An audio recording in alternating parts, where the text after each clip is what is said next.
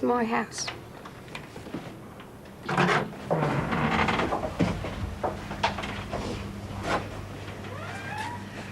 This is my home in Iceland, and make yourself feel like home. About 4 or 5 years, I came here, and this is this big place where they used to pull ships inside here and fix them from the harbor. And then they stopped using it, built like this other huge place, so I could change this into a flat. Well, I wouldn't call my house the typical Icelandic hut, you know. It's definitely a bit different, but it's got a lot of Icelandic things about it, though. I think, in a way, it's probably the most Icelandic house in Iceland. The other Icelanders haven't just sorted that one out, you know. It's very hard and solid and like with dark colors. And I picked the colors like are in Iceland's nature, which is moss green and black and white, and very beautiful dark blue. Front room.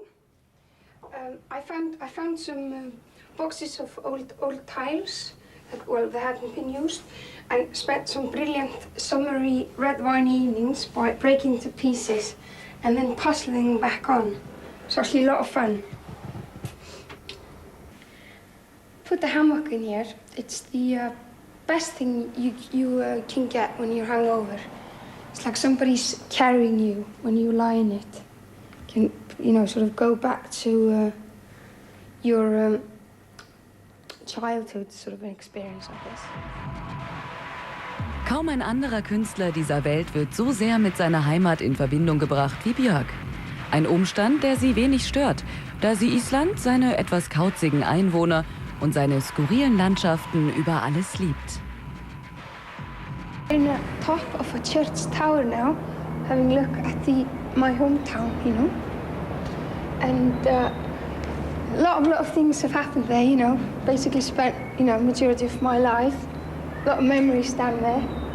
Kinda, you know, first fights, first time getting drunk, first time getting late, first time whatever, you know.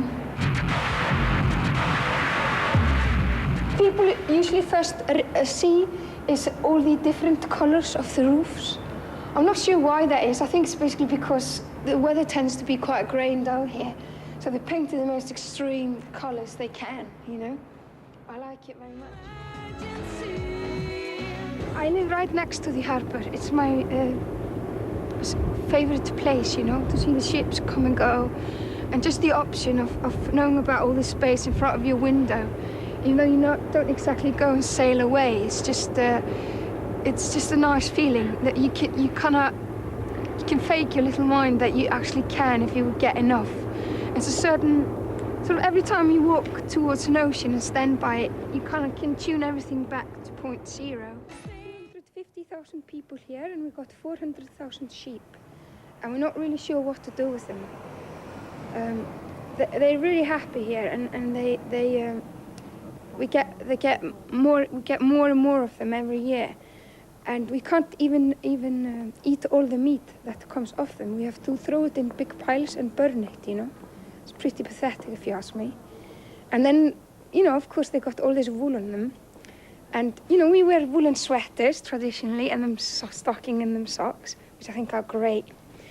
But then I think people are trying to sell more Icelandic wool items, making them a bit fashionable, you know, pink and stuff, you know.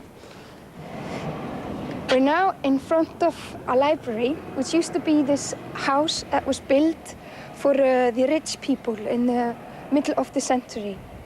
And they would live here, you know. And then it got changed into a library. It's quite a cuddly place. It's got a lot of chairs, and you can hang out there for ages. And you know, it's just a very kind of natural thing for people here to read. Has always been the form of expressing yourself here in Iceland.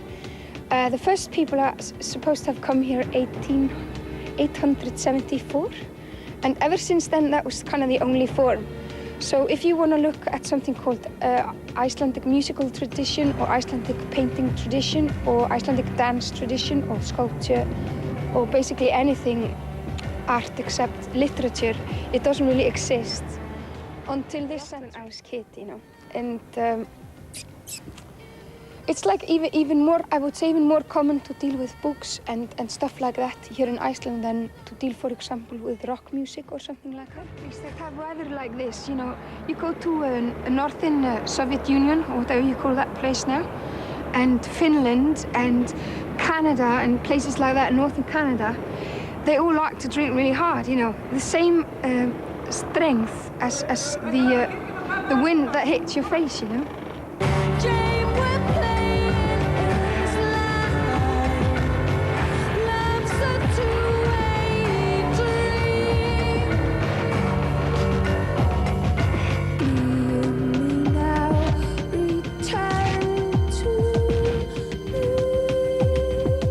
When I was a teenager, we formed this label that was against the big labels here, and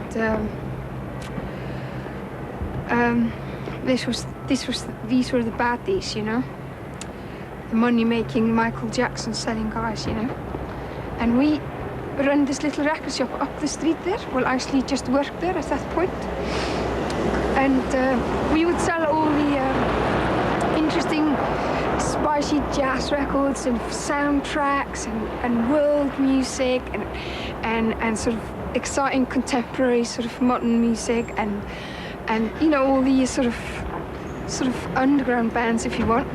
Is it still there, the shop? No, well, of course, got bankrupt because they made all the money, we didn't. This is the Parliament building in Iceland. It's built 1881, but one of the most important points in Icelandic history is that we formed Parliament, outside Parliament, in 930, which is the first one in the world, and everybody had a say. The whole nation had a say with making decisions. So it was a bit of an anarchy, not completely because they had slaves, but pretty close.